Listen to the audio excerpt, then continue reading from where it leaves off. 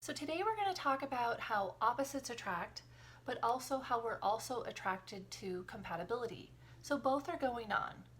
Let's take the first one, compatibility. We all know that if you're single or when you were single, when you're swiping through the profiles, you're looking for those things that you really want to do with that person, those common interests and values. You're going to be attracted to that compatibility.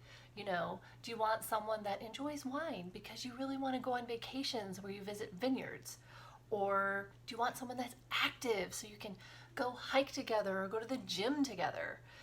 Do you want someone that loves to travel? Or do you want someone that would rather stay home and read books? That's compatibilities. And there's an attraction to someone who shares in your compatibilities, shares in your values. But then there's the opposites attract. And there's quite a few categories for an opposites attract.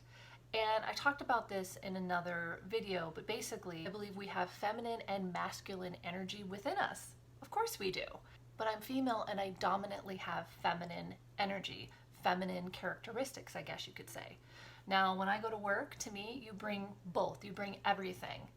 Actually, you could bring it all with whatever it is you're doing, whether you're parenting, whatever you need at the time.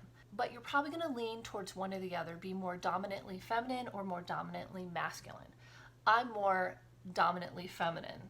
I like makeup, I like doing my hair, I like pretty things, I like pink, I like all the colors. But I'm definitely feminine and I'm attracted to masculine energy. So that's the opposite. So let's think about that for a second. Why am I attracted to the opposite? I think there's a few reasons why, but a big one is the yin and yang. It creates balance, and I like how it feels. It's sexy to me. It stirs me up. Masculine energy, it feels strong, it feels burly, it feels outdoorsy, I don't know. My attraction in this masculine energy is quite diverse. Like, I don't have just a type. I think a guy who's dressed up in a beautiful suit is gorgeous. I also think a guy who's dressed in shorts, a t-shirt, and flip-flops is super cute too. So it's just that masculine energy. If they're exuding masculine energy, my feminine energy loves it and wants to dance with it. So you're saying, now how does that work with the law of attraction? Well, the law of attraction also, maybe it's a different law, but the universe has to be in balance in order to work. The earth has to be in balance on its rotation, like everything has to be in balance. And so there's a part of us that also wants that balance. And so my feminine energy feels really grounded and balanced out by masculine energy. So if you recall the symbol of the yin and yang, it's kind of like this. And it creates wholeness, completeness. And it's not that we're not whole without that other person, because there's yin and yang going on in every cell of our body, but I can just say it feels really good. And I would also say that, I'm more emotional. My masculine man is not as much. Thank God. We need some grounding force in our relationship. And it's awesome. It's not that I can't be grounded by myself. I certainly can, and I have. I've been single and enjoyed it very much. But the companionship's really awesome. And I love that he can give that to me. And that is a beautiful part of relationship. A lot of us will say, I don't need a man or I don't need a partner, but I want one. What I've discovered since I'm in relationship, I've really decided to embrace that balance he offers me. So in some ways, I'm sort of allowing myself to not have to work so hard on my own to create all that balance and all that other stuff. And I'm allowing his masculine energy to really help me out. In essence, I kind of need it, or I'm allowing it. I guess that might be a better word. I receive it. And it also makes him feel pretty darn good. On the same token, for him and his masculine energy, if you're only masculine energy, if you're only testosterone driven, you're going to lack softness. So that's what we bring to the table. We bring some softness. We bring gentleness. We bring, warmth, cuddling on the couch. And I know a lot of masculine men from my past that like to cuddle on the couch, and my guy does too. But he feels very masculine when we're cuddling because he's bigger than me, he's, broader than me, and it just feels really good. That's one area where opposites attract: masculine and feminine energy. Another huge area where we attract someone is in our wounds, our unhealed wounds. We are going to attract someone that will challenge us to heal that wound. And that's why, if you think back at patterns, why maybe you kept attracting the cocky guy, or why you kept attracting the dominant woman, whatever it may be. So let's say I kept attracting the cocky guy that was an overtaker and didn't really care about my needs. Well, what was my big wound? My big wound was I didn't feel good enough about me, so I overgave, codepend, enable, to feel good about myself, and also to try and it's almost a manipulation. Overgiving is manipulative behavior. Yes, because you're trying to get an outcome that you need to make you feel better about this wound or this insecurity or this self-doubt you have. So I attracted men who took advantage of that. The idea is to wake up and realize this doesn't feel good, because I promise you, your heart tells you, stop overgiving. Stop doing that. We shut our heart down a lot, and that's another video because it's a really important topic. It's huge. To me, it's foundational. It's really, you got to get that. You got to get how the heart talks to you and through our feelings. But we stuff it, we numb it, we drink, we overdo stuff, we over-exercise, overtake drugs, blah, blah, blah. But that heart is always there speaking to us, and we just, shut it off. But when we do draw in, when we manifest that partner that takes advantage of our giving nature, overgiving nature, I can guarantee the heart was whispering to stand up for yourself, start giving to yourself, and serendipitous things will happen. People will show up into your life, into your social media feed, into your YouTube channel to awaken you to stop overgiving. And little by little, you might actually stop overgiving and get confident. And maybe your partner will come along with you, and maybe they won't. And that's where you have decisions to make.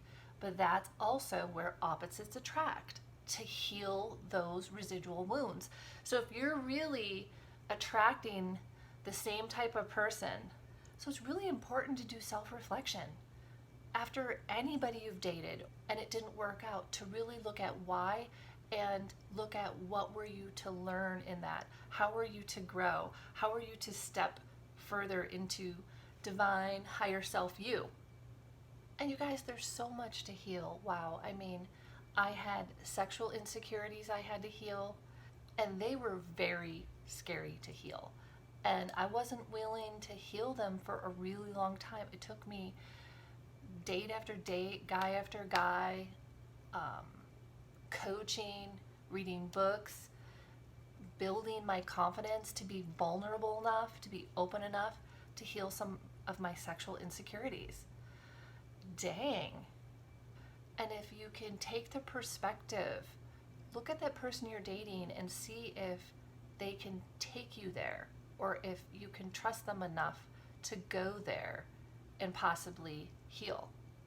But most of the things that I had to heal were me being too hard on myself, me overdoing, putting up with stuff that I should not have, being taken advantage of, which all falls in the category of overgiving in order to feel loved. So let me tell you, that's expensive. And I mean that expensive financially, and it's expensive mentally and emotionally and spiritually and physically. It's expensive in all the main areas because I jeopardized myself. And it hurts. It hurts to allow someone to take advantage of you. The only person you can heal and change is yourself. So you got to work on you. So you've got to take that personal responsibility for what you can do about it now, that you're not going to allow that to happen again or the next time. So another area where I was attracted to my opposite is that I'm not all that patient. I mean, I have to really practice to be patient. I'm very patient in my job. I can just do that. But in my personal life, I'm less patient. And I attracted a guy who's really patient and flexible. And it's so nice. Oh, I need it so badly. And it's caused me to calm down a bit and to go with the flow more in my personal life. At the same token, he can kind of slow down a little too much, where I gotta light that fire under him. So I've got this thing called the compatibility compass. It's really awesome because all these things I created were really a product of my own frustration in dating. All the things I needed to do to get me right first, so I could attract that partner that would be really good for me. The one that I was attracted to is masculine energy, but also the one that would help me heal my residual wounds. But I had a lot of work to do to get to that place where I could understand all of that. And so one of the things I created is called the Compatibility Compass, and it appears in one of my courses at Heartbreak University. And it's called Know Your Compatibilities, or Know Absolutely What You Want, Don't Want, Can Negotiate. I think something like that. The link will be in the description. But basically, you really get to know yourself. It asks you all of those questions that cause you to stop and go, I haven't thought of that. Is that important to me? And it keeps you more hyper aware. Also, it builds your confidence and builds your vibrational frequency, which is what you want, so that you draw someone in who is more willing. That's the whole point here. Because basically, all of us have work to do, right? But do you want someone who has a lot of work to do, or residual work to do with you? Because the journey never ends. But if we don't do any of this work, we're going to draw someone in also who hasn't done a lot of work, and you'll be doing it together, and that's quite tumultuous and really difficult. It can happen, but I've tried that. I realized, man, I got some work to do. I'm going to get in there and get some work done and then get out there and date. Some people date while they're working on it because you can really learn that way too. But I definitely believe you've got to be super honest, radically honest, brutally honest. I don't like brutally honest, kindly honest, and radically and kindly honest is high vibration. Speak the truth and speak it in love. Now, we're not responsible for how people respond, especially if someone's really liking you. But how cruel is it to allow someone to keep liking you and be in mystery mode of whether you like them or not, dangling the carrot before them? That is cruel and it's low vibration. So really, it's up to you. If you keep doing that and you actually do want a loving relationship someday, I suggest you stop doing that. Start being kind. If you want further information, coaching type information, guidance, I have an extended video link in the description. Just click on that. Check it out. Learn some more. Get empowered, get equipped today. Yes, learn how to love. So a few important questions to ask. What's important to you in compatibility? And what do you have to heal? Think about some past relationships. Did you have some missed opportunities where you could have really looked at something and healed it? Sometimes we choose to let someone go, I think prematurely, because our work is not done. We were maybe supposed to build up our confidence and learn how to set up a healthy boundary and see how they respond to it. Check out the link, learn more. You just got to get to know yourself better, get to know your heart better, get to know what it's like to listen to your inner intuitive voice that is really wise and knowing. And you'll begin to feel really confident as to whether you place a boundary or you hit the road. Because just think of all the people out there dealing with the things they have to deal with, dealing with their own mental chatter, dealing with their own questions of boundary or not boundary. Like, we're all kind of a mess. And sometimes it takes that person who's willing to kind of go, okay, I'm going to be the bigger person here and give this a shot and see if we can both grow together. I believe it typically does take one person to be just a little more compassionate, have a little bit more grace, work a little harder initially, offering that grace and non judgment and acceptance, and it can cause a person to rise right up there with you. You'd be amazed at the power of non judgment, the power of acceptance. I'll share that in another video. Okay, thank you. Have a good day. See you next time.